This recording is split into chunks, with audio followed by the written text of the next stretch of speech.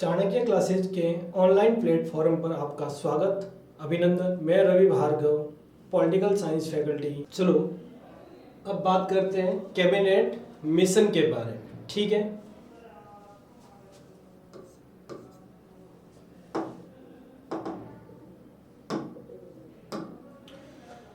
मित्रों, cabinet mission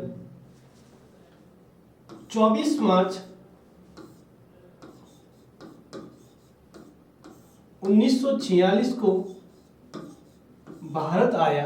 उससे पहले की पृष्ठभूमि को हम देखते हैं कि कैबिनेट मिशन एटली क्यों भेजता है। ठीक है, होता क्या है मित्रों, इंग्लैंड में 1945 में चुनाव होते हैं। कहां पर? इंग्लैंड में। ठीक है, वहां पर कंजर्वेटिव पार्टी की हार होती है और लेबर पार्टी चुनाव जीतती है, अर्थात चर्चिल की हार व एटली की जीत। ठीक है, एटली किस पार्टी से संबंधित थे? लेबर पार्टी से। किस पार्टी से? लेबर पार्टी से। लेबर पार्टी से कौन जीतते हैं? एटली, क्लीमेंट एटली। ठीक है, और इनके सामने सबसे बड़ी जो चुनौती थी वो थी अपने उपनिवेशों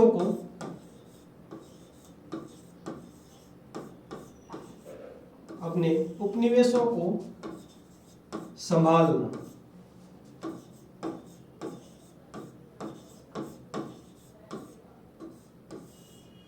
ठीक है, ये किसके सामने चुनौती थी?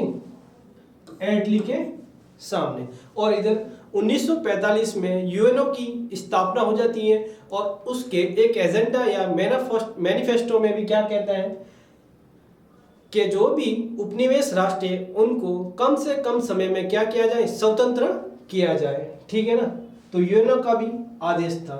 ठीक है, तो एटली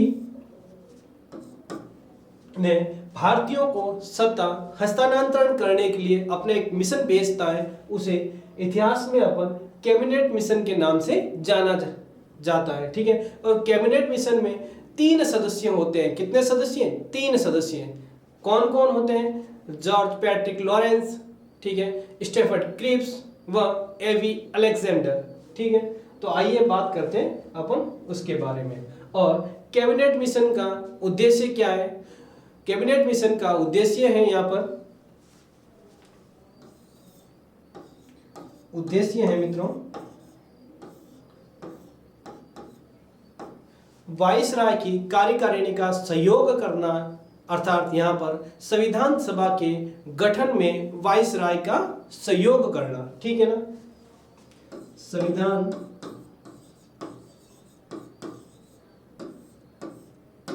सभा के गठन में, संविधान सभा के गठन में वाइसराय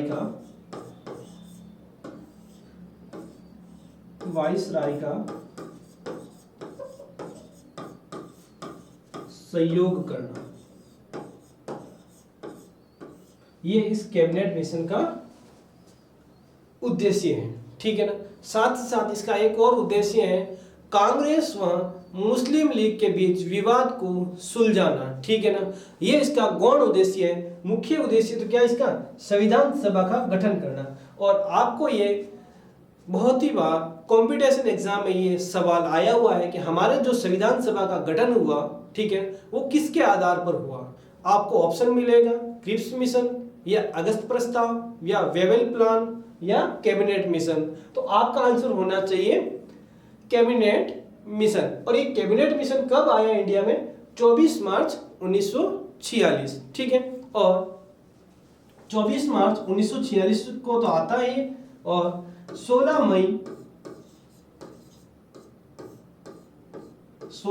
1946 को अपने उद्देश्य रखता है भारतीयों के सामने। ठीक है, और ये कैबिनेट जब मिशन आता है, इससे बातचीत करने के लिए मौलाना अब्दुल कलाम और जवाहरलाल नेहरू दोनों के साथ ये बातचीत करता है। ठीक है, तो आइए, कैबिनेट मिशन के सदस्य कौन कौन थे? मैंने आपको एक बार ओरली बता दिया और एक बार और बता देते हैं। कैबिनेट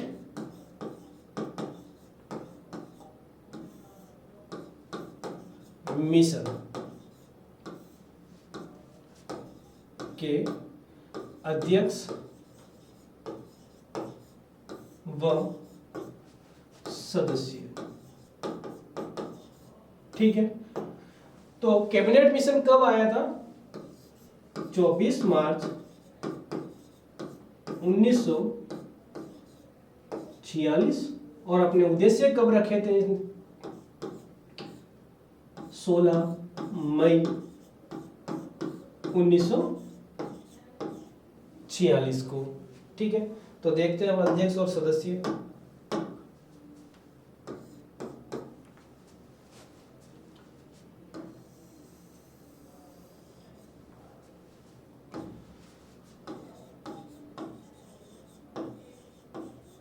अध्यक्ष है पैथिक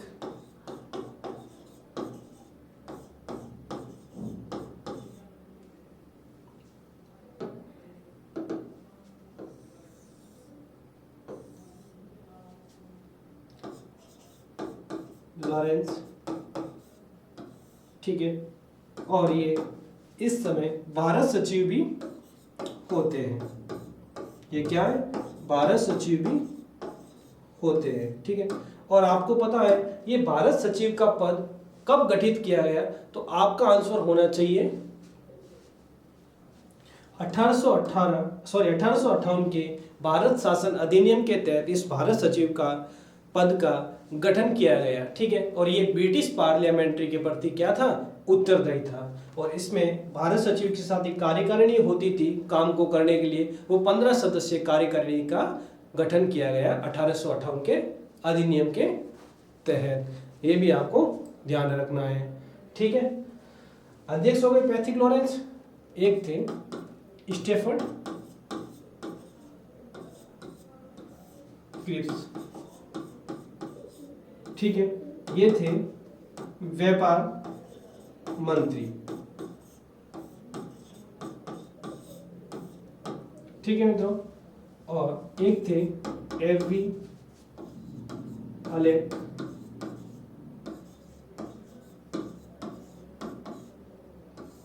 अलेक्जेंडर। ठीक है, और ये थे उस समय ब्रिटिश मंत्रिमंडल में नौसेना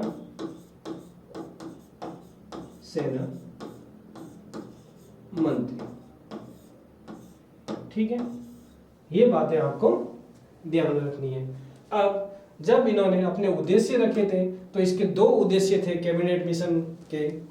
तो उद्देश्य नंबर 1 देखिए, भारत के लिए संविधान सभा का गठन करना। भारत के लिए संविधान सभा का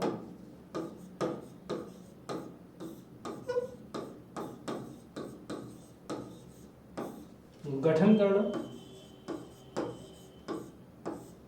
ठीक है, और दूसरा इसका मुख्य वह उद्देश्य था कांग्रेस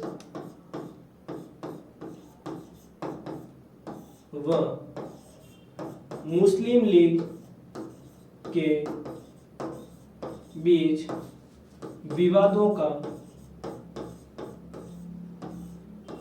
हल खोजना। ये इसके दो उद्देश्य थे। ठीक है, साथ ही साथ कैबिनेट मिशन के आधार पर हमारी संविधान सभा की कुल सीटें तय की गई और वो सीटें थी 389।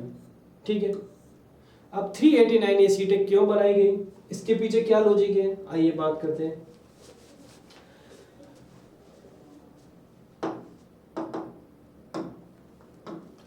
कैबिनेट मिशन के आधार पर कैबिनेट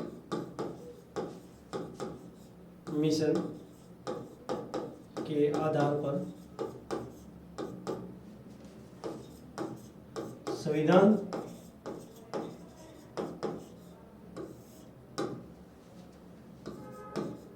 संविधान सभा के सदस्यों की संख्या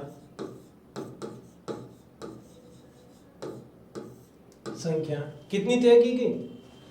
389। 389, ठीक है ना मित्रों।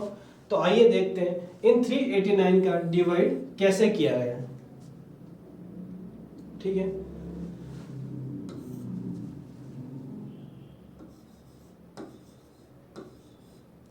टोटल सीटें संविधान सभा की संख्या 389, जिसमें ब्रिटिश प्रांत, ये ब्रिटिश प्रांत वर्ड कहां से आया तो आपको ध्यान रखना है 1784 के पिट्स इंडिया एक्ट के तहत। किससे? पिट्स इंडिया एक्ट के तहत। ठीक है, 389 सीटों का आप क्लासिफिकेशन या इसका वर्गीकरण करते हैं मित्रों। और ये ब्रिटिश प्रांत आपको पता है, ब्रिटिश प्रांत व देशी रियासतों को जो भारत का मैप था उनको दो कलर में डॉटेड किया जाता था, एक तो रेड और एक येलो। ठीक है, जो रेड कलर से डॉटेड किया जाता था, जो अंग्रेजों का सीधा नियंत्रण था, ठीक है ना, वो था ब्रिटिश प्रांत। और जहाँ देशी रियासतों का, जहाँ पर राजाओं के माध्यम से प्रशासन किया जाता था, ठीक है ना, उसको बोलते थे येलो स्टेट, अर्थात देशी रियासतें। तो ये भी आपको ध्यान रखना है। ठीक है, अब इसका क्लासिफिकेशन करते हैं फ्रेंड्स। ठीक है, इनकी ब्रिटिश प्रांत, ये टोटल ब्रिटिश प्रांत थे 11। कितने थे? 11। ठीक है, और 11 कौन कौन से थे मित्रों? आइए अभी बात करेंगे इसके बारे में भी।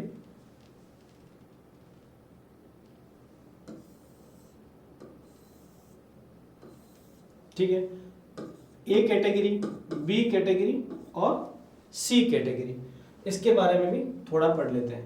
ए कैटेगरी में 6 थे प्रांत, और बी कैटेगरी में 3 और सी कैटेगरी में 2। अब 6 कौन कौन से थे? मुंबई, बिहार, उड़ीसा, संयुक्त प्रांत, मध्य प्रांत व मद्रास। ठीक है, फिर इसमें 3 कौन कौन से थे? बी कैटेगरी में पंजाब, सिंध व उत्तरी पश्चिमी सीमांत प्रांत। ठीक है, और सी कैटेगरी में था पश्चिम बंगाल व आसाम। ठीक है ना, ये भी आपको ध्यान रखना है। ठीक है, फिर देखिए ब्रिटिश प्रांत कैसे डिवाइड करते हैं इसको। 292 ये तो थे ब्रिटिश प्रांत से। ठीक है ना, और इन ब्रिटिश प्रांतों की 4 सीटें, जहां पर चीफ कमिश्नर के माध्यम से क्या चलाया जाता था? प्रशासन। कितनी उनकी सीटों कितनी थी? 4 सीटें। ठीक है, तो ये टोटल हो गई 296। कितनी होगी फ्रेंड? 296। ठीक है, और देशी रियासतों की संख्या कितनी थी? 93। ऐसे करके इनका सीटों का क्लासिफिकेशन किया गया। और जो 4 चीफ कमिश्नरेट थे,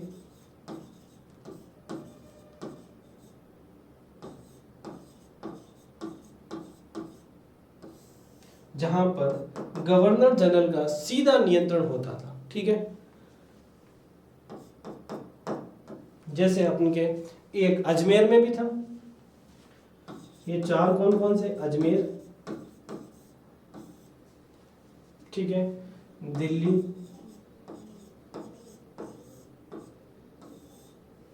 एक था कुरुक,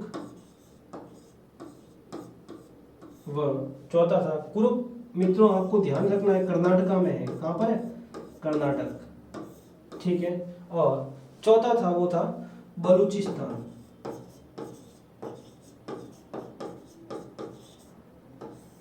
चौथा कहां था? बलूचिस्तान। ये बहुत ही बार इसमें से भी सवाल पूछते हैं। 4 ऑप्शन दे देंगे कि चीफ कमिश्नरेट कहाँ कहाँ थे और कहाँ नहीं थे। 3 इसमें से दे देंगे और एक कोई अदर ऑप्शन डाल देगा। तो आपको ध्यान रखना, अजमेर, दिल्ली, कुर्ग और बलूचिस्तान। ठीक है ना, ये 4 क्या थे? Chief commissionerate. ठीक है, और देशी रियासतों की संख्या कितनी थी? 93। अभी अपन नेक्स्ट पेज पे बात करेंगे सबसे ज्यादा देशी रियासतों की सीटें कहाँ से थी। ठीक है ना, और ब्रिटिश प्रांत में सब सर्वाधिक सीटें संविधान सभा की कहाँ से थी, सभी को एक एक करके बात करेंगे। अब मित्रों, इनके लिए संविधान सभा के लिए चुनाव होता है। संविधान सभा के लिए संविधान सभा का चुनाव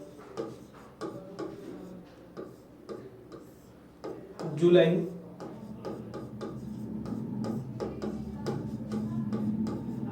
अगस्त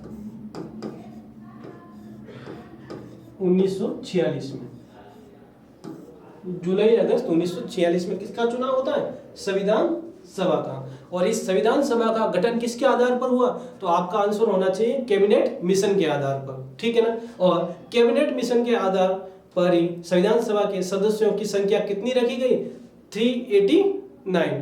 कितनी रखी गई, 389। और 389 क्यों रखी गई, एक बार इस पर भी वापस रिपीट कर लेते हैं। ये जो मैं 389 लिख रहा हूं, इसके पीछे आप देखोगे तो यहाँ पर उस समय 1946 में भारत की जनसंख्या थी 40 करोड़। कितनी थी, 40 करोड़, ठीक है ना। और प्रति 10 लाख पर एक सदस्य को खड़ा किया जा रहा था।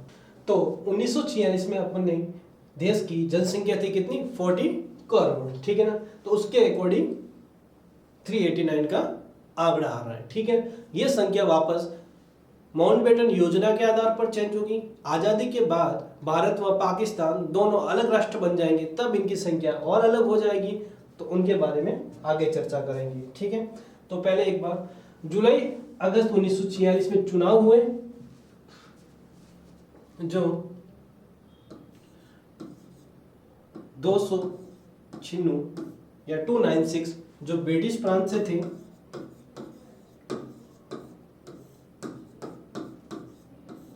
ठीक है, और 93 देसी रियासतों से थे, ठीक है। इस 296 को अपन अब बात करते हैं कौन कितनी सीटें जीती, ठीक है। कांग्रेस ने, जब इनका चुनाव का परिणाम आया, कांग्रेस ने 208 पर विजय प्राप्त की। वहीं मुस्लिम लीग ने 73 सीटें प्राप्त की और निर्दलियों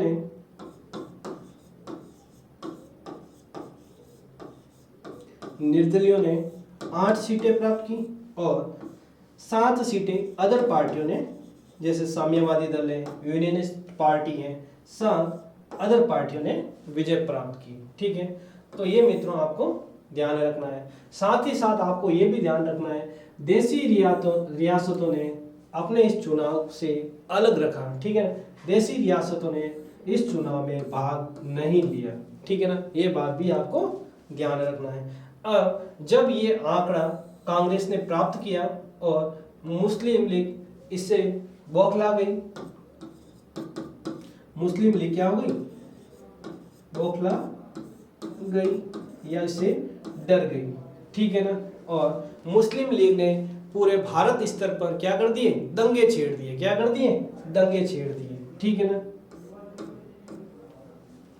और 16 अगस्त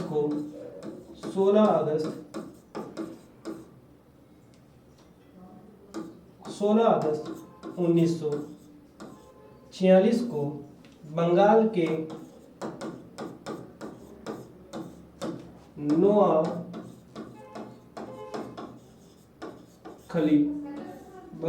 नोहाकली में भारी मात्रा में दंगे करवाए।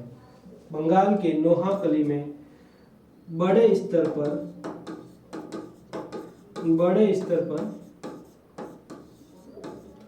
दंगे करवाए, ठीक है, जिसमें हजारों लोगों की मौतों के घाट उतार दिया गया, ठीक है ना। ये असम का सिलट जिला भी इसमें ध्यान रखना, और बंगाल का नोहाकली, ठीक है ना। और इस दिन को 16 अगस्त 1946 को भारतीय इतिहास में किस दिवस के रूप में जाना जाता है, काला दिवस। किसके रूप में, काला दिवस या ब्लैक डे के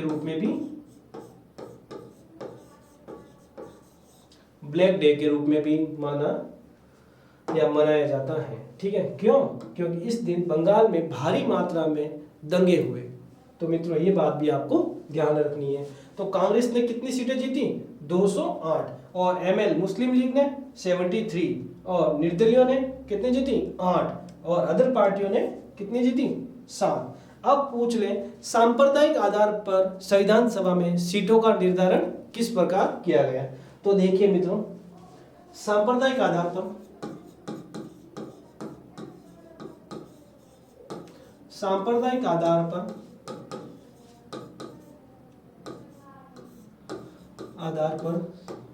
संविधान सभा की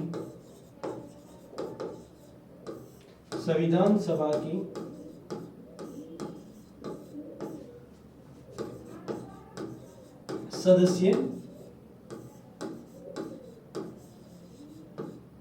संख्या। तो देखिए 213 सामान्य, ठीक है, 79 मुस्लिम लीग, ठीक है, और 4 सीटें सिखों के लिए क्या थी? रिजर्व थी। तो आपको ये भी क्या है? ध्यान रखना है।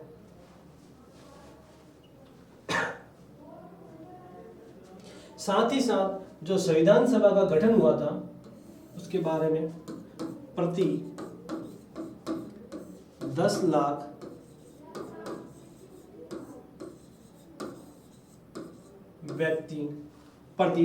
व्यक्ति पर एक सीट का निर्धारण किया गया। ठीक है। और इस संविधान सभा में पार्टिसिपेट या वोटिंग करने वाले कौन थे? जो संविधान सभा का चयन किसके द्वारा किया गया? तो प्रांतीय विधान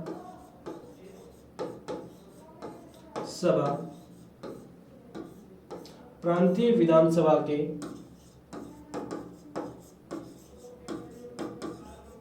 सदस्यों द्वारा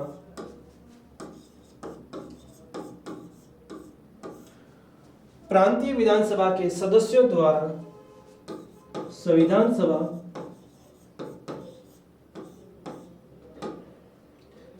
सभा के सदस्यों का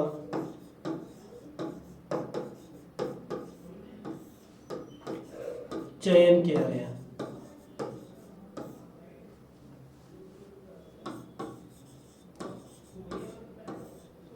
ठीक है, और उनका चुनाव कैसे हुआ?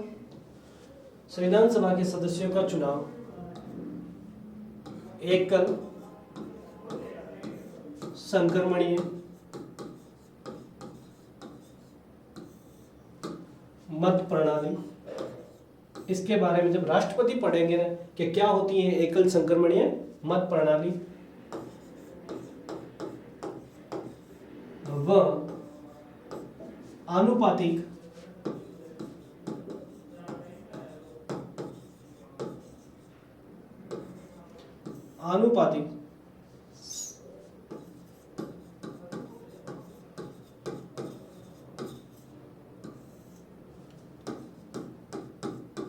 प्रतिनिधित्व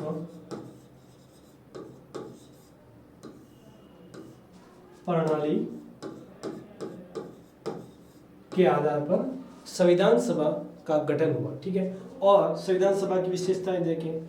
संविधान सभा है जो वयस्क मताधिकार के आधार पर नहीं थी, ये भी आपको ध्यान रखना है। संविधान सभा वयस्क मताधिकार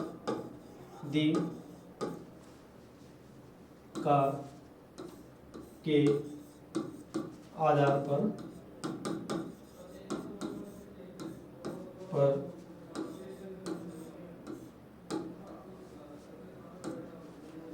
पर नहीं चुनी गई थी।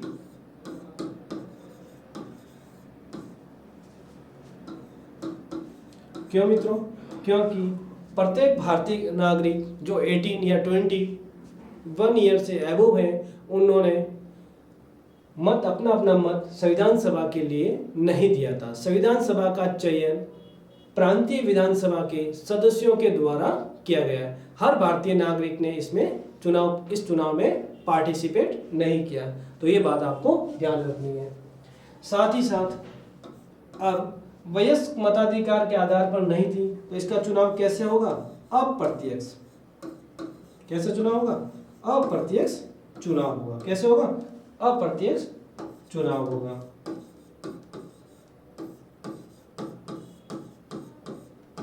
ठीक है ना? ये बात भी आपको ध्यान रखनी है। अब जब संविधान सभा का चुनाव हो गया, जिसमें 208 में भारतीय राष्ट्रीय कांग्रेस ने विजय पाई, साथ ही साथ 72 पर मुस्लिम लीग ने विजय पाई, 8 ने निर्दलीयों ने, ठीक है, और 7 अदर पार्टियों ने विजय प्राप्त की। तो देखते हैं कौन कौन से प्रमुख लीडर कहाँ से हो रहे हैं खड़े, ठीक है ना, सर्वाधिक कहाँ से आ रहे हैं संविधान सभा में सदस्य, महिलाओं का क्या रोल था, ठीक है, कितनी महिलाएं आ रही हैं, इसके बारे में भी बात करते हैं। ठीक है,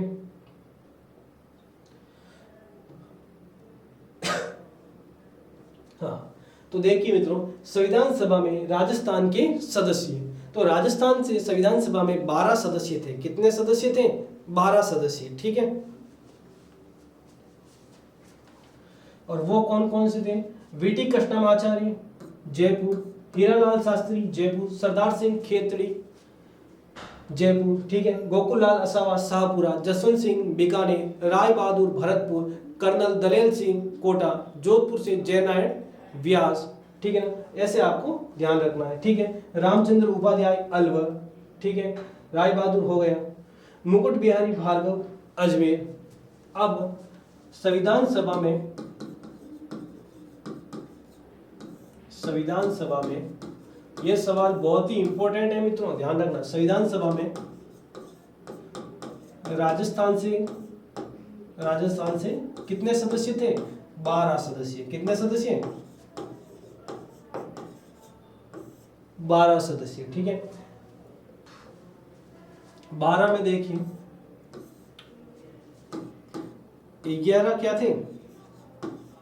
मनोनीत। क्या थे? मनोनीत। ठीक है, और एक सदस्य मुकुट बिहारी भार्गव, वो कहां से थे? अजमेर से थे। कहां से थे? 11 क्या थे? मनोनीत, और एक निर्वाचित। तो आपको यह भी क्लियर होना चाहिए कि हमारे जो राजस्थान के सदस्य थे 12, उसमें से मनोनीत कितने थे? 11, और एक क्या थे? निर्वाचित। ठीक है, और इसका निर्वाचन किसके द्वारा हुआ था? अजमेर में आपको पता होना चाहिए धारा सभा थी। कौन थी? धारा सभा। और धारा सभा कितने सदस्य थी? 30 सदस्य। कितने सदस्य? 30 सदस्य। इस 30 सदस्य द्वारा किनका चयन किया गया है? मुकुट बिहारी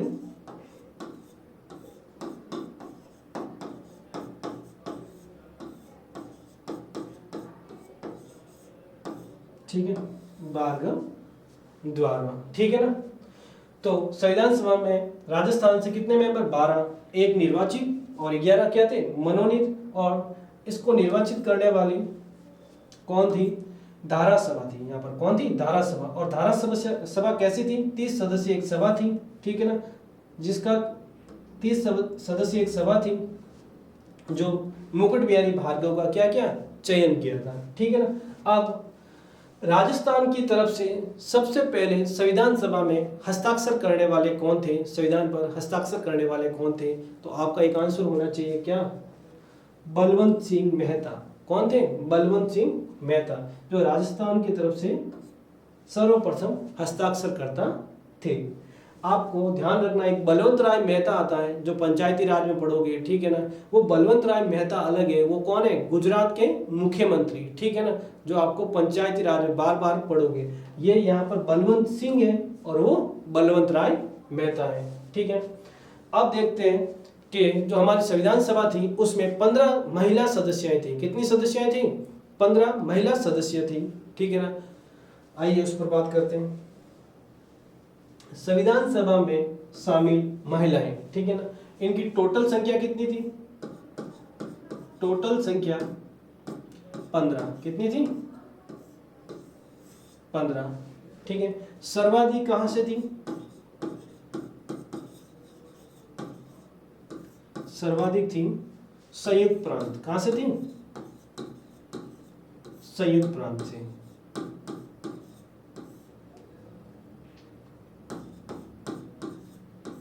और वो कितनी थी?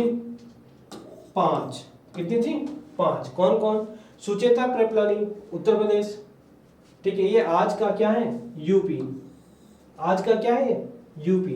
पहले इसको क्या कहा जाता है मित्रों? संयुक्त प्रांत। क्या कहा जाता था? संयुक्त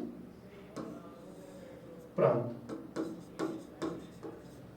और वर्तमान में इसको क्या कहा जाता है? उत्तर प्रदेश। ठीक है ना, ये बात आपको ध्यान रखनी है। ठीक है, तो संयुक्त प्रांत से सर्वाधिक महिला सदस्य थी संविधान सभा में और उनकी संख्या थी 5। कौन कौन? सुचेता कृपलानी, विजय लक्ष्मी पंडित, पूर्णिमा बनर्जी और कमला चौधरी, बेगम अयाज रसूल। अब बात करते हैं बेगम अयाज रसूल पर। ठीक है, ये एकमात्र महिला सदस्य थी जो मुस्लिम लीग से संबंध रखती थी या मुस्लिम लीग से आई हुई थी। कौन? बेगम अयाज रसूल। ठीक है, फिर देखिए राजकुमारी अमृता कौर, सरोजनी नायडू, हंसा मेहता, जे दुर्गाबाई, दक्षयानी बेलायुधन, अमू स्वामीनाथन, मालती चौधरी, रेणुका रॉय, लीला रॉय और एनी मस्क्रिनी। ठीक है, अब बात करते हैं अपन, आपको ये सवाल काफी बार एग्जाम में पूछे जाते हैं। ठीक है, दक्षयानी बेलायुधन एकमात्र ऐसी महिला सदस्य थी जो एससी थी। कैसे? एससी, जो शेड्यूल कास्ट से संबंध रखती थी। जो एनी मस्करेनी, ये जो नाम आ रहा है, ये त्रावणकोर कहाँ है मित्रों? केरला में। कहाँ है? केरला में। ठीक है, ये एनी मस्करेनी देसी रियासतों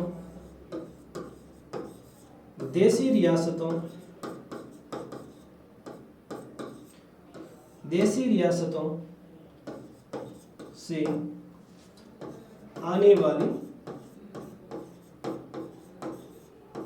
महिला सदस्य थी।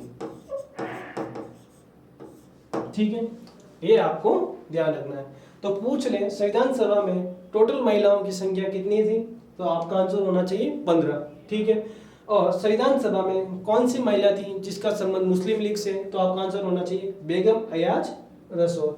ठीक है, फिर पूछ ले ऐसी कौन सी महिला सदस्य थी संविधान सभा में जिसका संबंध देशी रियासतों से है? तो आपका आंसर होना चाहिए एनी मस्क्रिनी। ठीक है, और कहां से थी? त्रावणकोर, केरला। ठीक है, तो आपका ये भी आंसर क्लियर हो गया। पूछ ले ऐसी महिला सदस्य कौन थी? दक्षयानी बेलायुधन। ठीक है ना, और यहाँ से आपका बहुत ही बार सवाल बनता है और आगे भी सवाल यहाँ से आने की उम्मीद है, तो ये बात आपको ध्यान रखनी है। अब बात करते हैं अपन। ठीक है, अब पूछ ले जो हमारी फर्स्ट सीटिंग हुई थी 9 दिसंबर 1946 को, उस दिन कितनी महिलाओं ने भाग लिया? तो आपका आंसर होना चाहिए 10। ठीक है, जब 3 जून 1947 के आधार पर भारत और पाकिस्तान 2 राष्ट्रों का जन्म हुआ था, मतलब कहने का मतलब ये है कि अब पाकिस्तान भारत से अलग हो गया था, उसके बाद महिलाओं की सदस्य संख्या कितनी रह गई? कुछ महिलाएं वहां चली गई, तो आपका आंसर होना चाहिए 12। कितने होना चाहिए? 12। तो ये बात भी आपको ध्यान रखना है। ठीक है, टोटल कितनी थी महिलाएं? 15। आजादी के बाद आजादी के बाद 12। ठीक है, और फर्स्ट जो सीटिंग है हमारी संविधान सभा की पहली बैठक, उसमें भाग लेने वाली महिलाएं कितनी थी? 10। ये भी आपको ध्यान रखना है। ठीक है, अब और बात करते हैं मित्रों।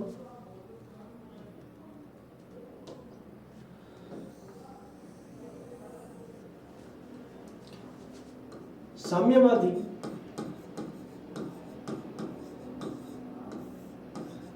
पार्टी से किसका चयन हुआ था?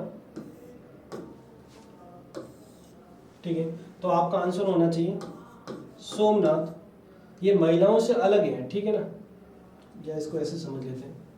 और कौन कौन सदस्य थे जो संविधान सभा में इंपोर्टेंट अपना स्थान रखते थे?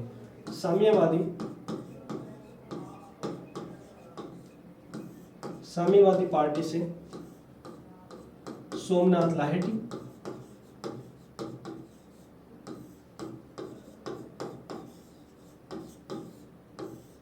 ठीक है।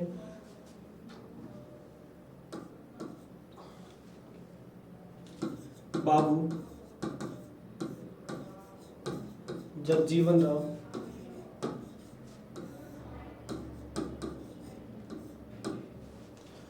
इनकी पार्टी थी ऑल इंडिया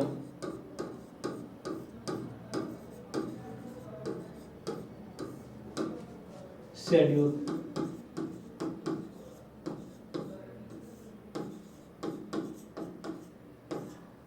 कास्ट मिशन, ठीक है। आप दो शब्द पढ़ते हो, एक तो शेड्यूल, ठीक है ना, एक पढ़ते हो दलित, ठीक है। ये दो शब्द आपको बार बार आते हैं भारतीय संविधान या भारतीय जब आप सोशल जस्टिस पढ़ते हो उसमें भी आप पढ़ते हो। तो शेड्यूल शब्द का सबसे पहले प्रयोग किसने किया? तो आपका आंसर होना चाहिए इस शेड्यूल वर्ड का सबसे पहले प्रयोग साइमन कमीशन में किया गया। किसमें? साइमन कमीशन में। ये बात आपको याद रखनी।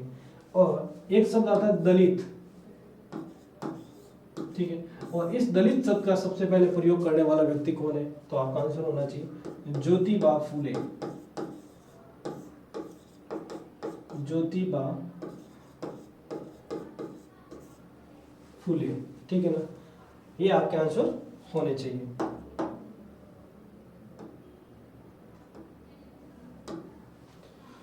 हाँ, तो बाबू जगजीवन राम है, all India schedule caste mission से इनका चयन हुआ था, ठीक है। और आपको पता होना चाहिए बाबू जगजीवन राम भारत में सर्वाधिक समय तक मंत्री परिषद के कैबिनेट मंत्री के रूप में रहे हुए हैं, ठीक है। यही बाबू जगजीवन राम है जो मीरा कुमार के फादर भी रहे हुए हैं, ठीक है ना, जो मीरा कुमार लोकसभा अध्यक्षा भी रही हुई थी, ठीक है।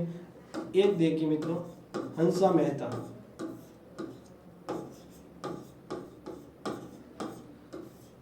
हंसा मेहता का चयन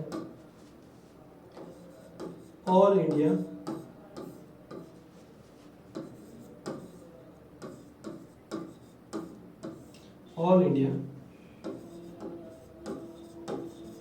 वुमन कॉन्फ्रेंस, ठीक है ना, यहां से इनका चयन हुआ था।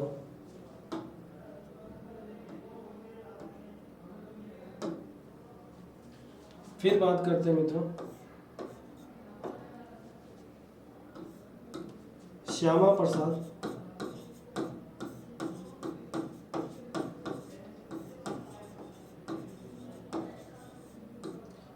प्रसाद मुखर्जी, इनका चयन हिंदू महासभा से,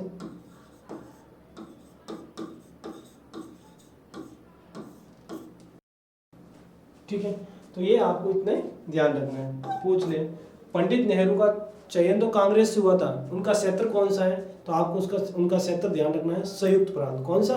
संयुक्त प्रांत, ठीक है ना। तो आपको पता हो आजादी के बाद जब पहले लोकसभा के चुनाव हुए तो उनका जो निर्वाचन क्षेत्र भी कहाँ था? इलाहाबाद। कहाँ पर था? इलाहाबाद। ये भी आपको ध्यान रखना है, ठीक है। अब बात करते हैं भीमराव अंबेडकर के बारे में।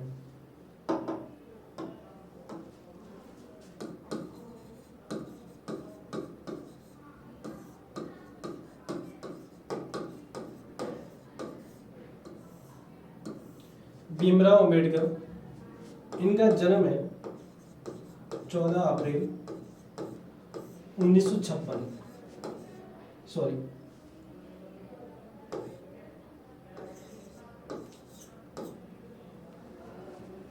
1891, ठीक है। और मृत्यु दिसंबर 1956 में, ठीक है। अब मित्रों, ये पहली बार चुनाव मुंबई से चुनाव लड़ते हैं। पहली बार कहाँ से चुनाव लड़ते हैं? मुंबई से चुनाव लड़ते हैं, मुंबई से। और इस चुनाव में ये हार जाते हैं। मुंबई से चुनाव लड़ते हैं और क्या होता है इनका? हारते हैं, ठीक है ना। फिर बाद में मुस्लिम लीग के जोगेंद्र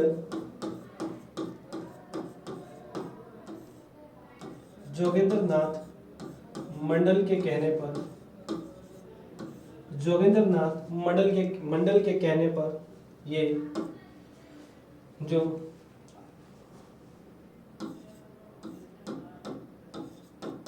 पश्चिम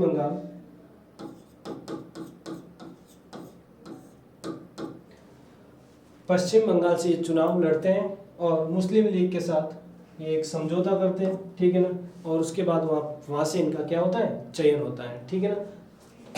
तो अंबेडकर का चयन किसके साथ? मुस्लिम लीग के साथ मिलकर होता है। और ये इस घटना में इनका साथ कौन देते हैं? जोगेंद्र नाथ मंडल, ठीक है। फिर जैसे अपन को आज़ादी मिलती है और ये क्षेत्र कहाँ चला जाता है? पाकिस्तान में। कहाँ चला जाता है? पाकिस्तान में, ठीक है ना। फिर इनकी महत्ता को बताते हुए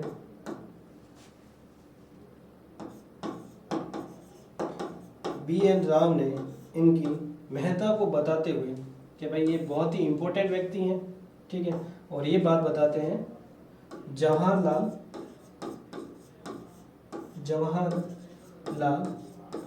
नेहरू को। किनको बताते हैं? जवाहरलाल नेहरू को, कि भीमराव अंबेडकर का संविधान सभा में होना बहुत ही जरूरी है, ठीक है। फिर जवाहरलाल नेहरू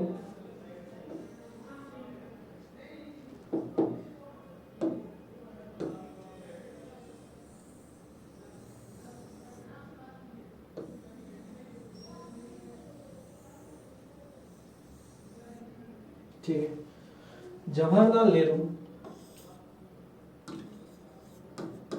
मुंबई के सीएम होते उस टाइम बीजी खेर। कौन होते हैं? बीजी खेर, बाल गंगाधर खेर। इनको कहते हैं कि महाराष्ट्र से आज का महाराष्ट्र, उस समय का मुंबई, कि यहाँ से इनका चुनाव लड़वाया जाए।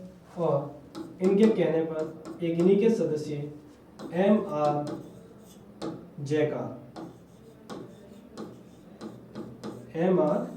जयकार को त्याग पत्र दिलवाते हैं,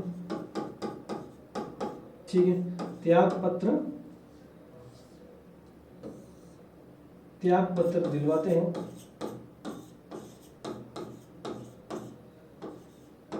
ठीक है। और ये पूना से होते हैं। कहाँ से?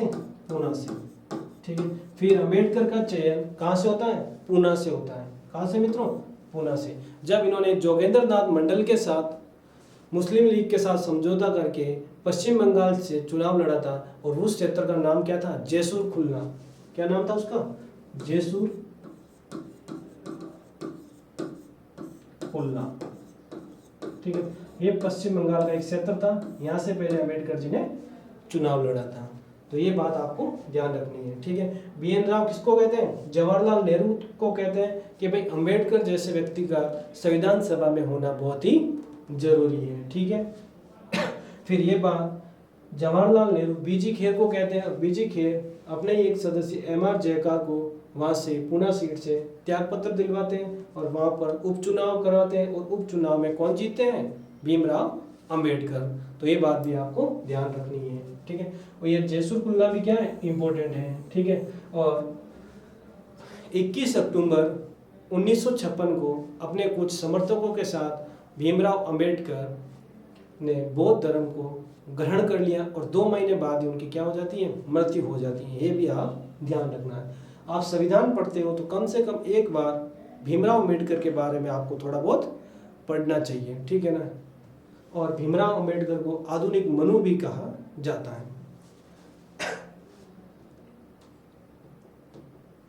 फिर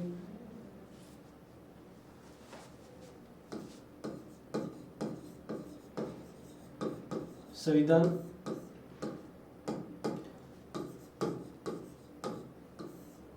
सभा, ये संविधान सभा जब बनती है, ठीक है ना, कुछ समय बाद मुस्लिम लीग आए दिन संविधान सभा के कार्यों में क्या करती है, बाधा उत्पन्न करती है, ठीक है ना।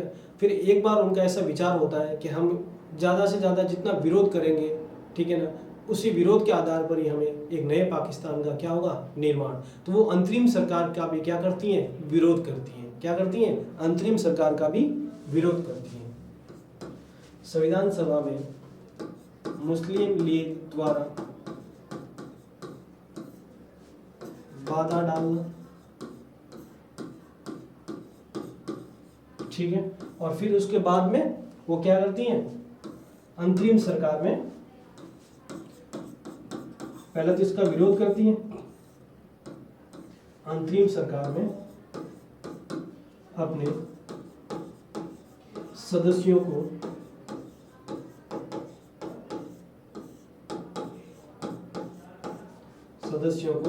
भेजना।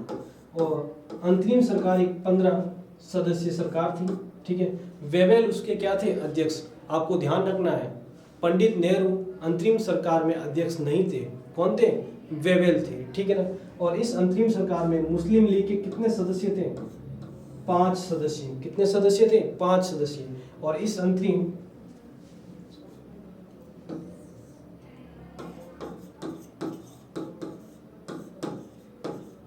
ठीक है, और इस अंतरिम सरकार का गठन कब हुआ, 2 सितंबर 1946 को। तो ये भी आपको ध्यान रखना है, ठीक है। अब बात करते हैं अंतरिम सरकार की, ठीक है।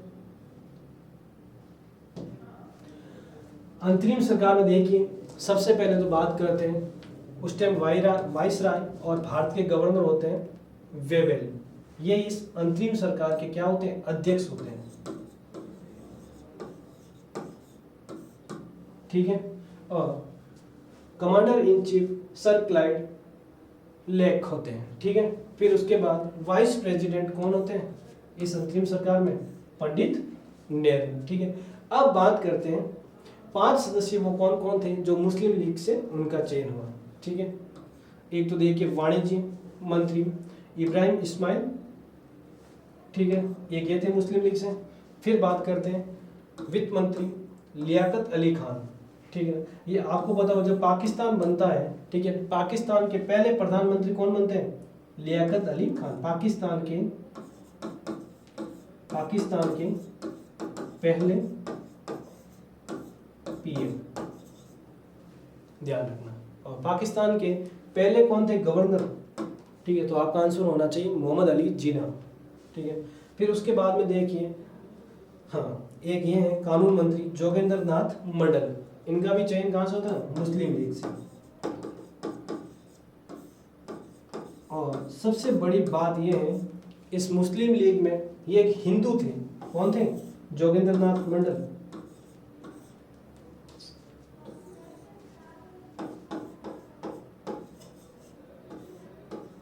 ठीक है। कौन थे, हिंदू थे। और हिंदू होते हुए भी इन्होंने मुस्लिम लीग से चुनाव लड़ा था, ठीक है। और ये जीत कर भी आए थे। इनका क्षेत्र कौन सा था, आज का जो बांग्लादेश है, ये उस समय का पश्चिम बंगाल, जो बाद में क्या बना, पूर्वी पाकिस्तान, ठीक है। 1 2 3। फिर देखिए ये रहे अब्दुल रब निस्तार, ठीक है। इनके पास था संचार विभाग, डाक या तार, या इसको कह सकते हो संचार विभाग,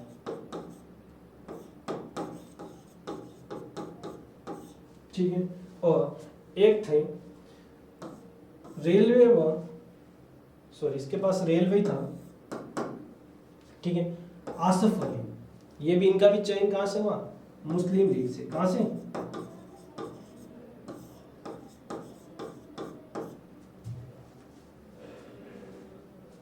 ठीक है।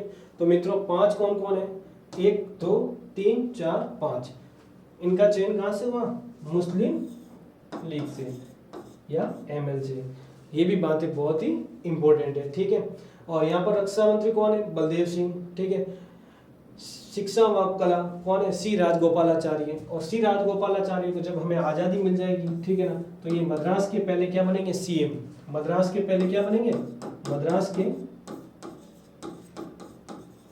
ठीक है ना, तो ये भी आज ध्यान रखेंगे। और आज़ाद भारत का जो अंतिम सरकार बनी थी उस टाइम हमारे शिक्षा मंत्री कौन थे? मौलाना अबुल कलाम आज़ाद।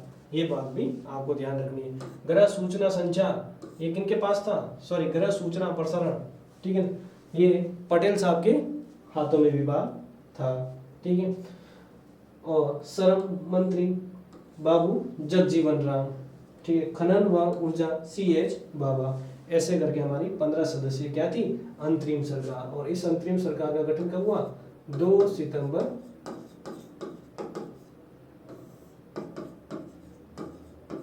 1946 को, ठीक है।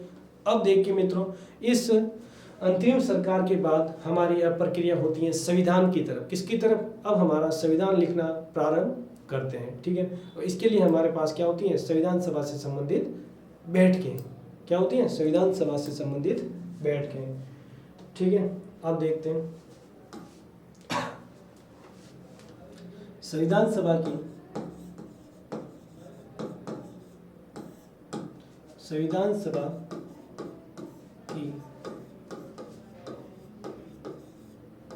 पहली बैठक कब होती है मित्रों? संविधान सभा की पहली बैठक 9 दिसंबर 1946 को, ठीक है।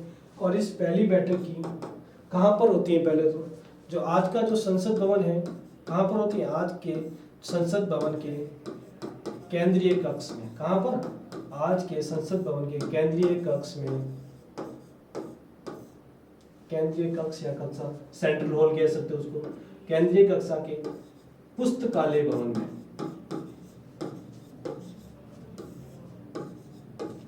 जहां पर वर्तमान में क्या होती है? संविधान सभा की जॉइंट सीटिंग, क्या होती है? संयुक्त बैठक, ठीक है ना। तो संयुक्त बैठक की बाद में बात करेंगे। अभी तक कितनी हुई? 3 जॉइंट सीटिंग हुई, ठीक है ना। तो पहली जो हमारी संविधान सभा की बैठक होती है वो कहाँ होती है? संसद भवन के, संसद के केंद्रीय कक्षा या केंद्रीय कक्ष के पुस्तकालय भवन में, ठीक है ना।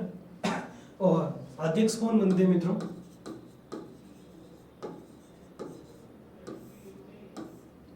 सच्चिदानंद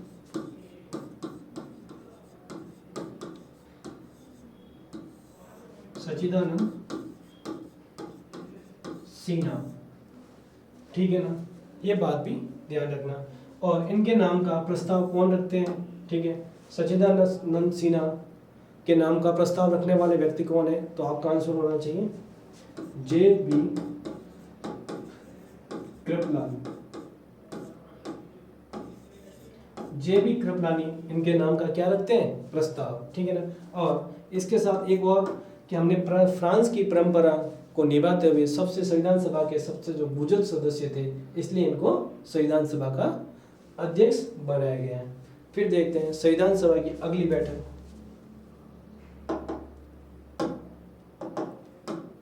ये तो हमारी पहली बैठक थी, ठीक है।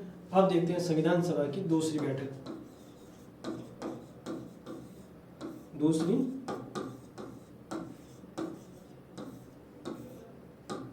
बैठक, ठीक है।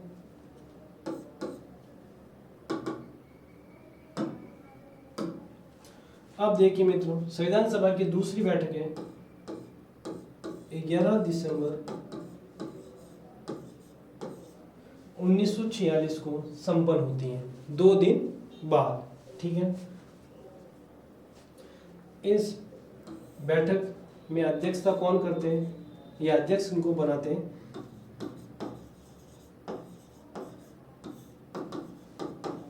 राजेंद्र प्रसाद को। किनको? राजेंद्र प्रसाद को, ठीक है। उपाध्यक्ष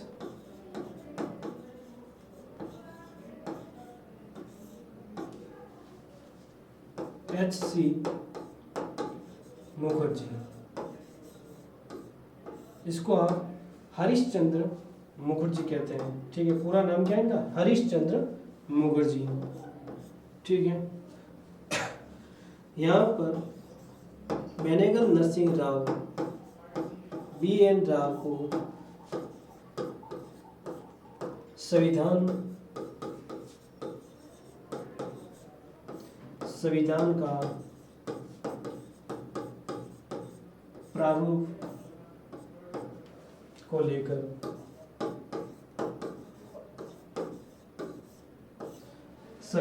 BN राव को संविधान का प्रारूप को लेकर इनका चयन करते हैं।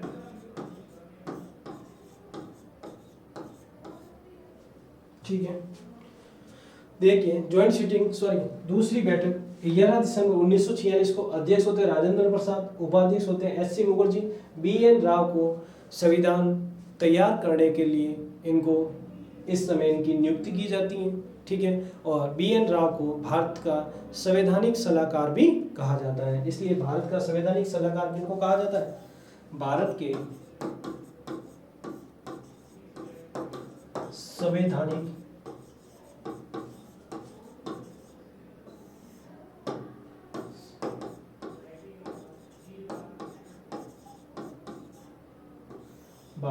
संवैधानिक सलाहकार कौन है? BN राव, बेनेगल नरसिंह राव।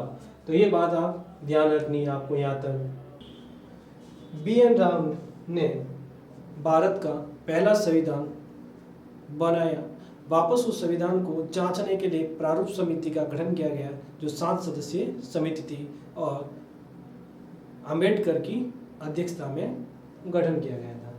इन्होंने जो संविधान बनाया, ठीक है ना, उसमें 243 आर्टिकल और 13 शेड्यूल्स थी। ये BN राव कैम्ब्रिज विश्वविद्यालय से पढ़े लिखे थे।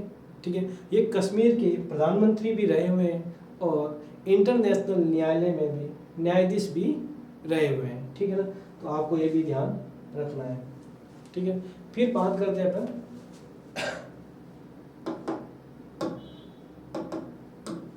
संविधान सभा की तीसरी बैठक।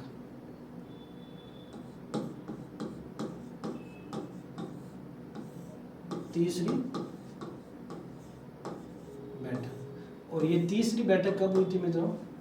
तो आप ध्यान रखना, 13 दिसंबर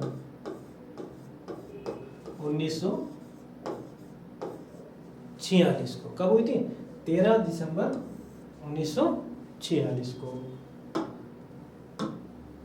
ठीक है, और इस तीसरी बैठक में पंडित जवाहरलाल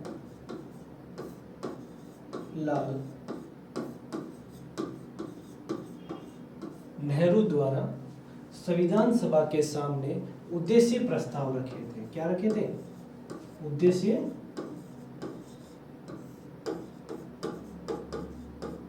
प्रस्ताव रखे थे। ठीक है, और इस उद्देश्य प्रस्ताव को 22 जनवरी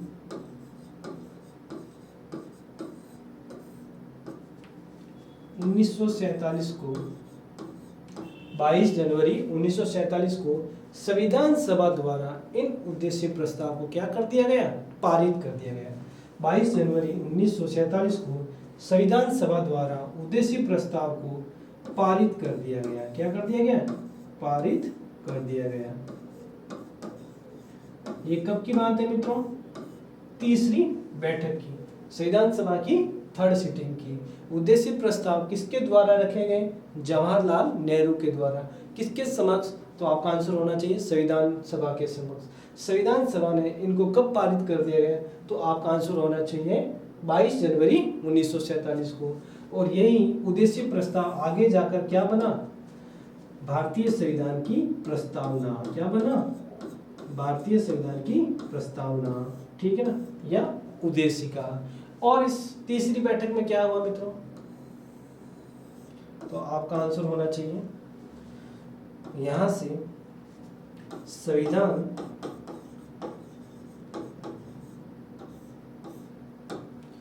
यहाँ से संविधान के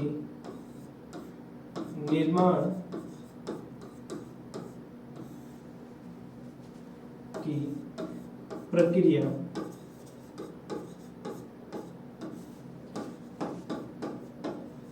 प्रारंभ हुई। ठीक है, यहाँ से संविधान की निर्माण की प्रक्रिया क्या हो गई, प्रारंभ हो गई। तो ये बात आपको क्या रखनी है, ध्यान रखनी है। और यहीं से संविधान के लिए, संविधान बनाने के लिए कुछ समितियों का क्या गठन किया जा रहा था। ठीक है ना, या गठन की प्रक्रिया भी प्रारंभ की गई। जैसे संविधान की नियम व संचालन समिति किसकी अध्यक्षता में, तो आपका आंसर होना चाहिए राजेंद्र प्रसाद। ठीक है, संघ संविधान संबंधित समिति पंडित नेहरू। ठीक है, प्रांतीय समिति पटेल साहब के नेतृत्व में। मौलिक अधिकारों से रिलेटेड या अल्पसंख्यकों से रिलेटेड या जनजातीय क्षेत्रों से रिलेटेड समिति किनकी अध्यक्षता में की गई, तो आपका आंसर होना चाहिए सरदार पटेल। ठीक है ना, इनकी उप समितियां बनाई गई। जैसे मौलिक अधिकारों से संबंधित उप समिति, तो आपका आंसर होना चाहिए जेबी कृपलानी। ठीक है, और जैसे अल्पसंख्यकों के संबंधित उप समिति एससी मुखर्जी। ठीक है, या जनजातीय क्षेत्रों से संबंधित उप समिति गोपीनाथ बारदोली। ये भी आप इनका भी साथ में साथ ध्यान रखें। तो यहाँ से क्या होगा पुराना, संविधान के लिए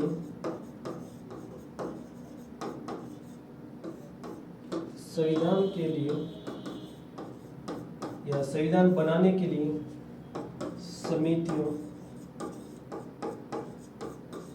समितियों के गठन। ठीक है, यहाँ से संविधान के लिए समितियों का गठन करना प्रारंभ कर दिया गया। और मैंने अभी आपको कुछ समितियों के नाम बताए हैं, प्रारंभ कर दिए गए हैं। तो ये बात भी आपको ध्यान रखनी है। ठीक है, फिर देखिए मित्रों, नेक्स्ट जो BN राव ने अपना एक संविधान लिखकर, संविधान को लिखने वाले तो वैसे तो प्रेम बिहारी नारायण रायजादा थे, अभी मैं आपको बताऊंगा। उन्होंने एक संविधान का ढांचा या प्रारूप पूर्णतः बनाकर, ठीक है ना, संविधान सभा के समक्ष पेश किया था। उस संविधान में क्या क्या थे, तो आपका आंसर होने चाहिए 243 आर्टिकल, 243 अनुच्छेद,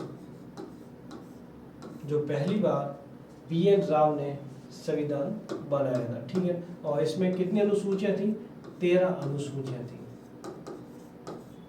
ठीक है, ये बात आप ध्यान रखना। इसको जांचने के लिए, ठीक है, या एक प्रारूप को रूप देने के लिए प्रारूप समिति का गठन किया गया। किस समिति का गठन किया गया, प्रारूप समिति का गठन किया गया। किसका, प्रारूप समिति का। और प्रारूप समिति का गठन कब होता है मित्रों, 29 अगस्त 1947 को। कब होता है प्रारूप समिति का गठन, 29 अगस्त 1947 को। इसमें कितने सदस्य थे, तो आपका आंसर होना चाहिए 7 सदस्य। ठीक है, 7 सदस्य। देखिए अध्यक्ष कौन थे, अध्यक्ष है मित्रों BR अम्बेडकर। ठीक है, फिर देखिए इनके एक सदस्य होते हैं गोपाल स्वामी अयंगर। ठीक है, एक सदस्य होते हैं कृष्णा स्वामी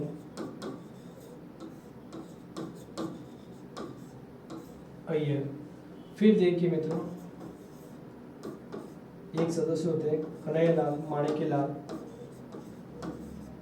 मुंशी। ये एकमात्र सदस्य थे इस प्रारूप समिति में जिसका संबंध किससे था, विशुद्ध रूप से कांग्रेस से। किससे था, कांग्रेस से। ठीक है, इनका संबंध कहां से था, कांग्रेस से। फिर नेक्स्ट देखिए 5th नंबर पर मोहम्मद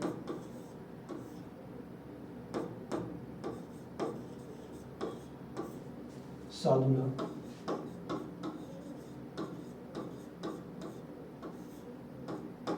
ठीक है। और मोहम्मद सादुल्ला एक मुस्लिम सदस्य थे।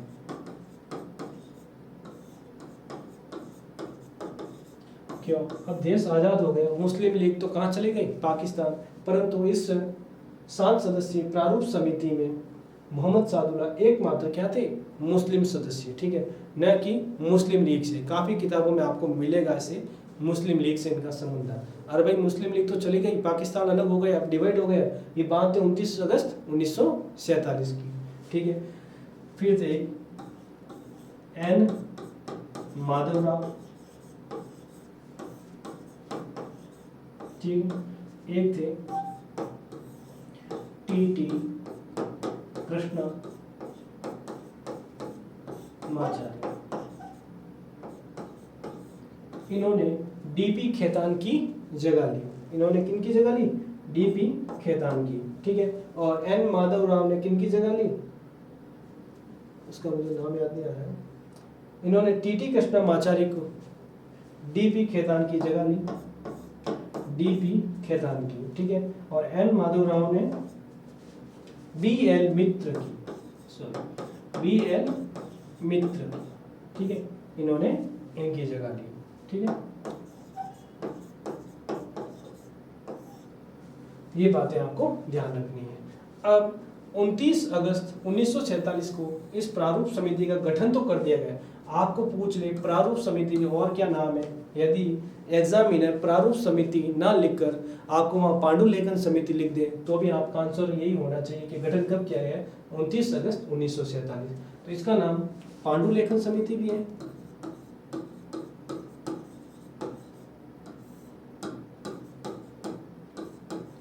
सबसे बेस्ट इसका आंसर यही है कि आप इसको जब पेपर पढ़ते हो तो इंग्लिश वाला पेपर पढ़े, और इंग्लिश में इसको कहते हैं ड्राफ्टिंग कमेटी। क्या कहते हैं? Drafting committee.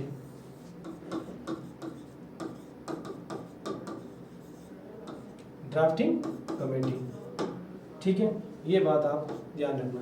अब प्रारूप समिति ने 29 अगस्त को संविधान के प्रारूप को लेकर प्रक्रिया प्रारंभ की थी, ठीक है।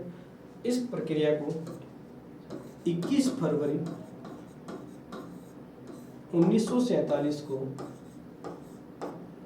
पूर्ण करके संविधान सभा के समक्ष एक संविधान को पूर्णतः तैयार करके रखा था। तो वो डेट कब है?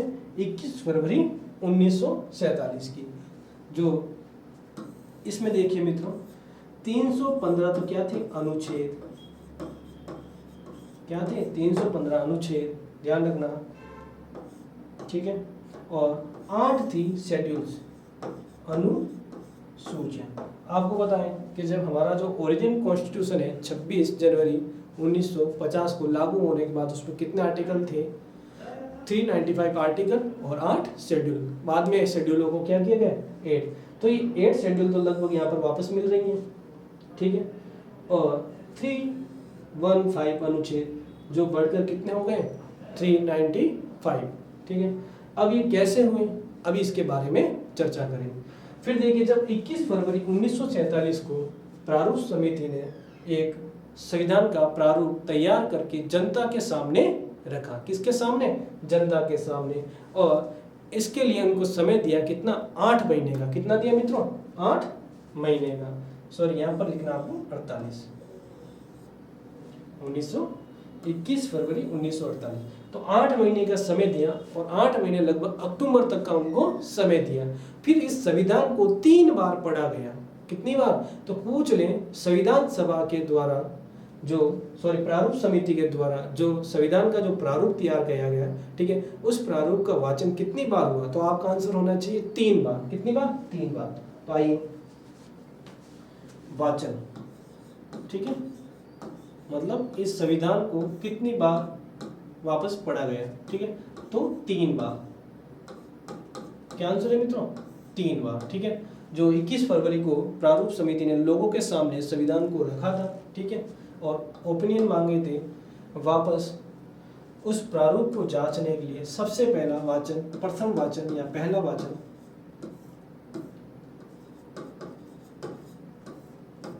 4 नवंबर 1948 से 9 नवंबर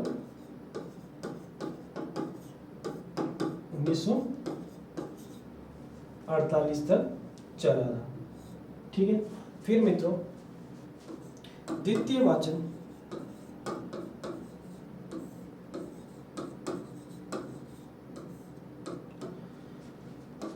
15 नवंबर 1948 से 17 अक्टूबर 1949 तक चला था। ठीक है, और तीसरा वाचन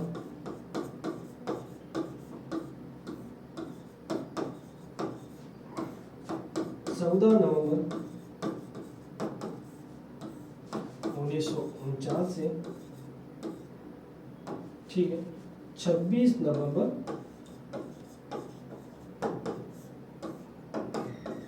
1949 तक चला था। तो ये तीनों वाचन आपको मतलब कहने का मतलब संविधान को कितनी बार पढ़ा गया? 3 बार पढ़ा गया। सबसे ज्यादा संशोधन या अमेंडमेंट इस प्रक्रिया के दौरान हुए, क्योंकि लगभग देखो मित्रों ये 1 साल ये वाचन चला था। तो लगभग इसमें 7,500 अमेंडमेंट या लोगों से राय आई, 7,500 प्रकार की या उनके मत या ओपिनियन आए। ठीक है, उसमें से लगभग 2400 ओपिनियन को मान लिया गया। कितने ओपिनियन को? 2400। तो अभी मैंने बताया था जो भीमराव साहब ने एक 315 आर्टिकलों का संविधान रखा था, वो जो आर्टिकल बढ़ रहे हैं 395 हो रहे हैं, वो इसी की वजह से कहीं ना कहीं हो रहे हैं। ठीक है ना, तो ये आप फिगर वगैरह भी याद रखना, और ये 3 वाचनों की डेट्स हैं वो भी याद रखना। अब 26 नवंबर 1949 की बात करें मित्रों,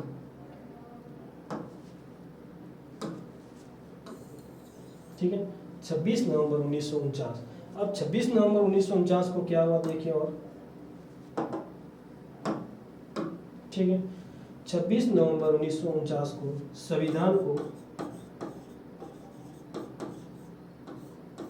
संविधान को अंगीकृत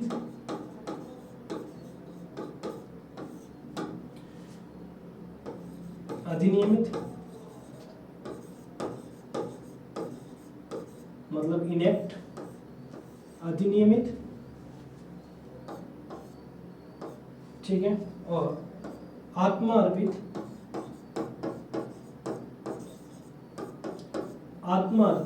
कर दिया गया।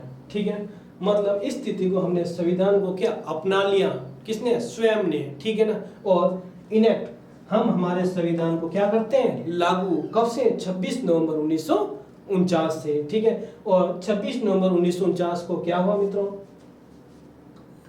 हमारे संविधान के 16 आर्टिकलों को, 16 अनुच्छेदों को हमने क्या कर दिया? लागू कर दिया। कितने आर्टिकलों को? 16 अनुच्छेदों को। ठीक है, तो 26 नवंबर 1949 के बारे में भी याद कर लेते हैं। 26 नवंबर 1949 से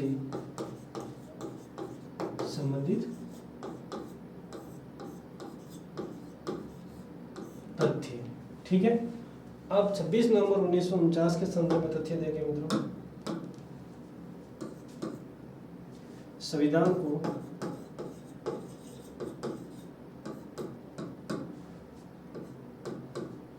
अंगीकृत अधिनियमित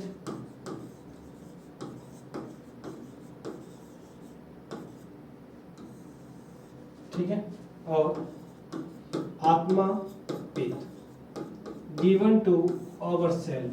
ठीक है, अंगीकृत, adopt, enact, given to our self. ठीक है, हम संविधान को इस स्थिति को क्या करते हैं? लागू करते हैं। आत्मा अर्पित, हम इस संविधान को स्वयं को क्या करते हैं? सौंपते हैं। ठीक है, वो तिथि क्या है?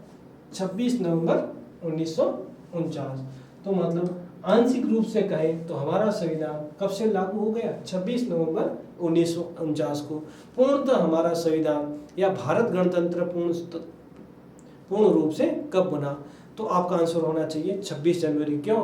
26 जनवरी 1950 को हमारा संविधान पूर्ण रूप से क्या हुआ? लागू हुआ। ठीक है। और इस स्थिति को क्या क्या 16 आर्टिकल को 16 अनुच्छेद को लागू कर दिया गया।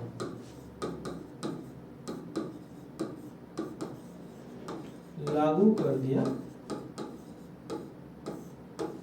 गया। ठीक है। और इस दिन, ठीक है, हमारे संविधान पर 284 मेंबर्स ने क्या किए? सिग्नेचर। कितने मेंबर ने? 284 मेंबर्स ने। कितने मेंबर्स ने? 284 सदस्यों ने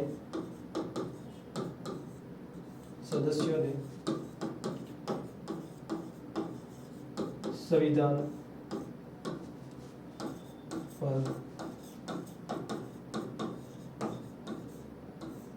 हस्ताक्षर। ठीक है। फिर देखिए,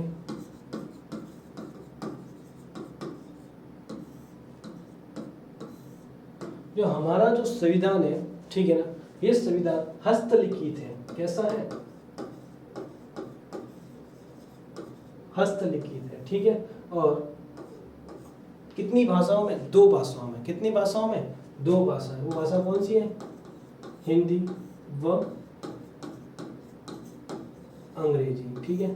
और इस संविधान को लिखने वाले कौन थे? तो संविधान सभा में ऐसा एक आयोजन किया गया और उसमें पूछा गया कि सबसे अच्छी राइटिंग किसकी है, उसी के द्वारा संविधान लिखा जाएगा। ठीक है। तो देखा गया उनमें सबसे अच्छी एक राइटिंग थी प्रेम बिहारी नारायण रायजादे। किनकी? प्रेम बिहारी नारायण रायजादा साहब की। उन्हीं के द्वारा हमारे संविधान को हस्तलिखित लिखा गया। ठीक है। और ये 2 भाषाओं में, हिंदी व अंग्रेजी। तो इसका आंसर क्या है? प्रेम बिहारी नारायण रायजादा। ठीक है मित्रों। और इन्होंने संविधान लिखने के बदले में 1 भी रुपए पैसा नहीं लिया, परंतु इन्होंने एक शर्त रखी कि मैं संविधान बहुत ही अच्छे राइटिंग में लिख तो दूंगा, मैं 1 रुपए या पैसा भी नहीं लूंगा, पर हर पेज पे मेरा और मेरे दादे का क्या होना चाहिए? नाम होना चाहिए। तो उनका नाम और उनके दादा का नाम भी आपको हर पेज पे मिलेगा। ठीक है। जो हमारा जो संविधान है उस पर चित्रकारी किन किन ने की? ठीक है। उनको सजावट या चित्रकारी या सजावट। ठीक है। तो शांति निकेतन कलकत्ता के चित्रकारों ने हमारे संविधान पर क्या की? चित्रकारी की। ठीक है। शांति निकेतन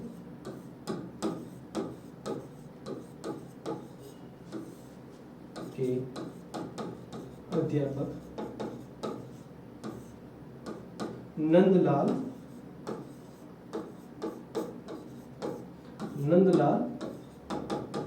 बोस ने चित्रकारी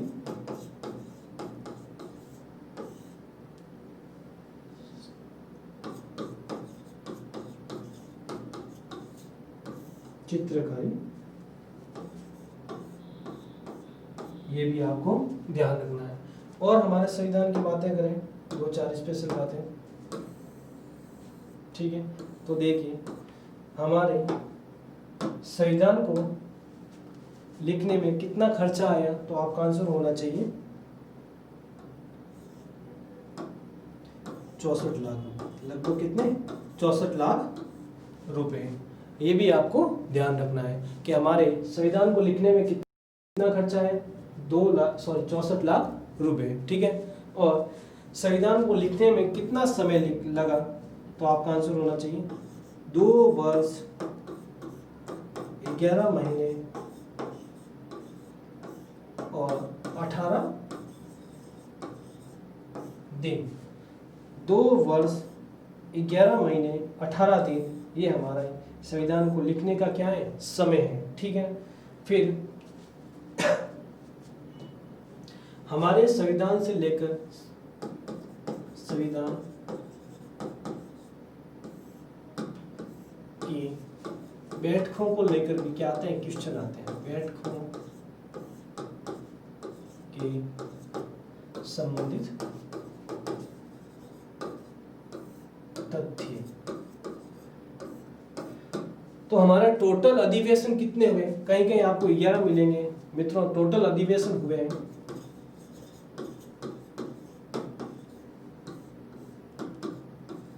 12। कितने हुए, 12। कैसे, 26 नवंबर 1949 को जो अधिवेशन हुआ था वो 11वां था। कौन से नंबर का था, 11वां, ठीक है। और जो 12वां जो अधिवेशन है, ठीक है ना, वो हुआ 24 जनवरी 1950 को। कब हुआ, 24 जनवरी 1950 को। कौन सा अधिवेशन, 12वां, ठीक है। और बैठकें कितनी हुई, ठीक है,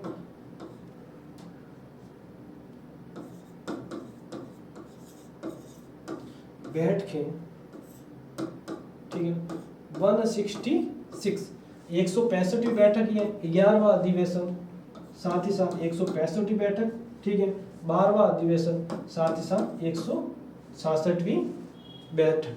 तो ये भी आपको ध्यान रखना है। तो मैंने आपको खर्चा बता दिया 64 लाख, दिन बता दिए 2 वर्ष 11 महीने 18 दिन संविधान लिखने में समय लगा। प्रारूप समिति के संदर्भ में अपने बात कर ली, क्योंकि आपको फैक्चुअल चीज़ें भी आपको बहुत ही जरूरी हैं याद रखने की, तो ये बात भी आपको ध्यान रखनी है। अब 24 जनवरी 1950 से संबंधित कुछ वाक्य देखते हैं, ठीक है। इसी दिन राष्ट्रगान व राष्ट्रगीत वंदे मातरम, राष्ट्रीय गीत को अपनाया, ठीक है। भारत के पहले राष्ट्रपति राजेंद्र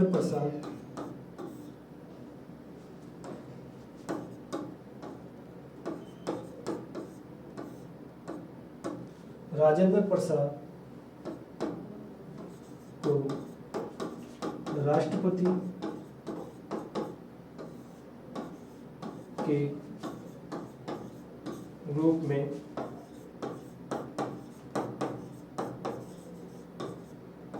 नामांकित किया, ठीक है।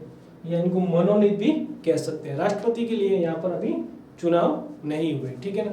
ये क्या है, नॉमिनेट, ठीक है। और इनके नाम का प्रस्ताव रखने वाले पहले व्यक्ति थे कौन, पंडित नेहरू, जवाहरलाल नेहरू। और इस प्रस्ताव का स्वागत किया किसने, सरदार पटेल साहब ने, ठीक है, कि हमारे पहले राष्ट्रपति कौन होने चाहिए, राजेंद्र प्रसाद। तो ये भी आपको ध्यान रखना है। फिर देखते हैं कुछ, तो आपको 24 जनवरी 1950 से संदर्भ में कुछ बातें याद आई। राष्ट्रगान, राष्ट्रगीत को इसी दिन ने संविधान सभा ने अपनाया। राजेंद्र प्रसाद को राष्ट्रपति के रूप में नामांकित किया। हाँ, अब मित्रों 26 नवंबर 1949 के संदर्भ में एक बात और बताना चाहता हूँ कि 26 नवंबर 1949 तक जब हम अपन कैबिनेट मिशन के आधार पर हम चला रहे थे प्रोसेस हमारे संविधान सभा के संदर्भ में, अब हमारा संविधान क्या हुआ है, एकदम तैयार। अब हम कैबिनेट मिशन की सिफारिशों के आधार पर काम नहीं करते थे, नई अंतरिम सरकार के रूप में, ठीक है ना। अब अपन एक फ्रीडम के रूप में काम करेंगे। तो भी ये संविधान जो सभा थी हमारी,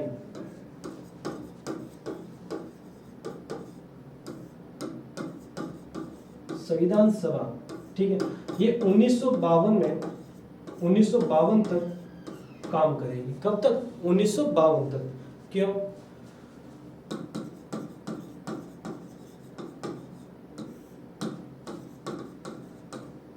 संविधान सभा के रूप में 1952 तक कार्य करती है, क्योंकि हमारे पहले चुनाव लोकसभा के 1951 अक्टूबर 1951 से 52 में क्या हुए, प्रारंभ, ठीक है। अब यहाँ पर यह संविधान सभा 2 रूपों में काम करती थी। कैसे, 2 रूपों में।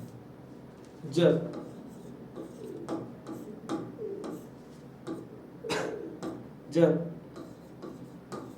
संविधान की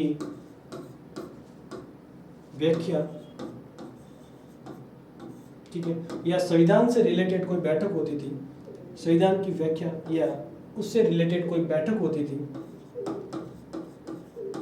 बैठ के होती थी, ठीक है, तो उस समय अध्यक्षता कौन करते थे?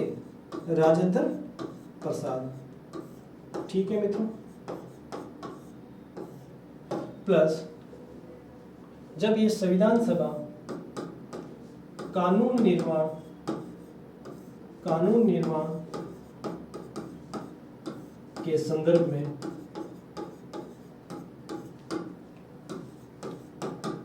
कार्य करती थी, तब यहाँ पर अध्यक्षता कौन करते थे? जीवी मालवंकर। तो ये भी बात, तो ये कानून निर्माण के संदर्भ में कार्य करती थी संविधान सभा, तो उस टाइम अध्यक्षता करते थे जीवी मालवंकर। तो आपको पता होना चाहिए आगे चलकर जीवी मालवंकर लोकसभा के क्या बनते हैं? प्रथम चेयरमैन या अध्यक्ष।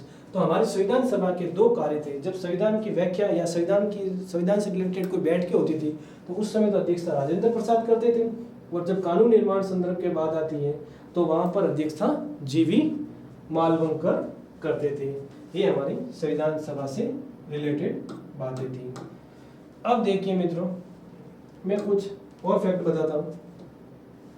कुछ मेंबर्स को लेकर आप में मन में आपके डाउट होता है। तो संविधान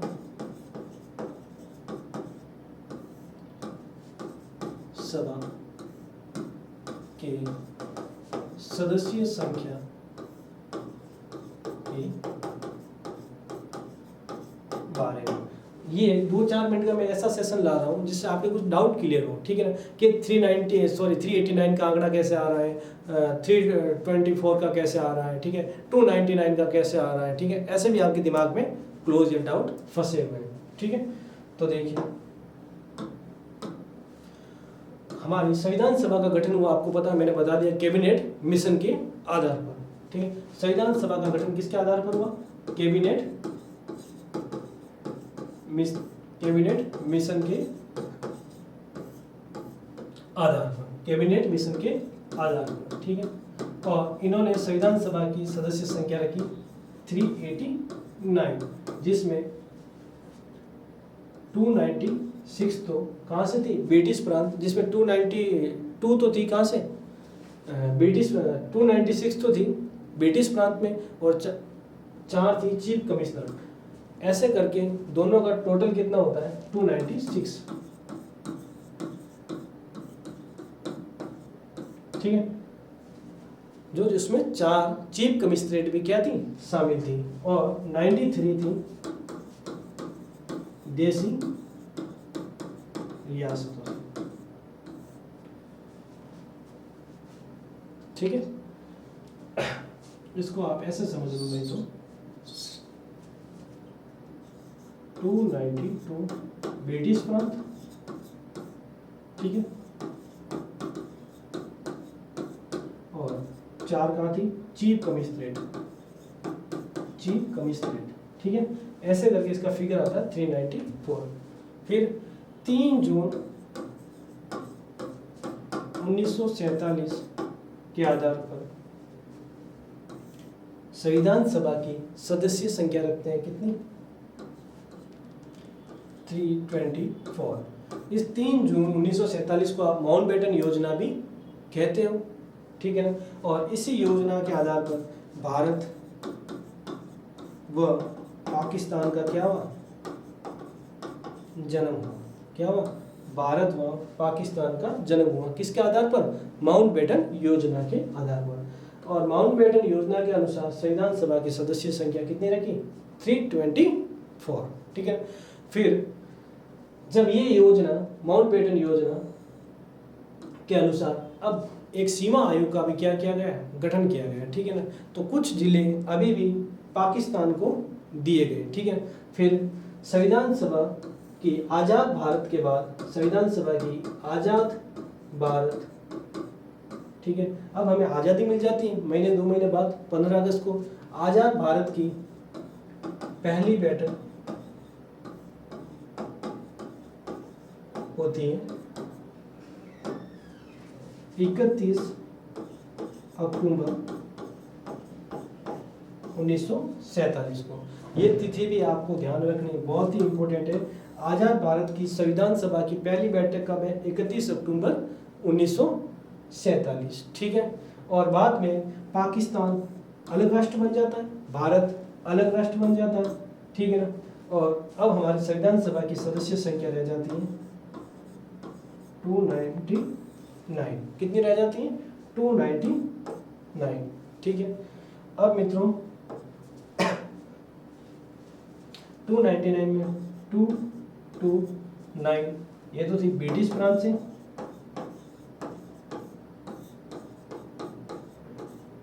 ठीक है, और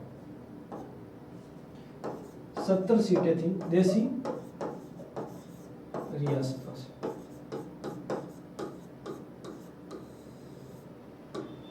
ये आपको फिगर याद रखने हैं, ठीक है। 389 का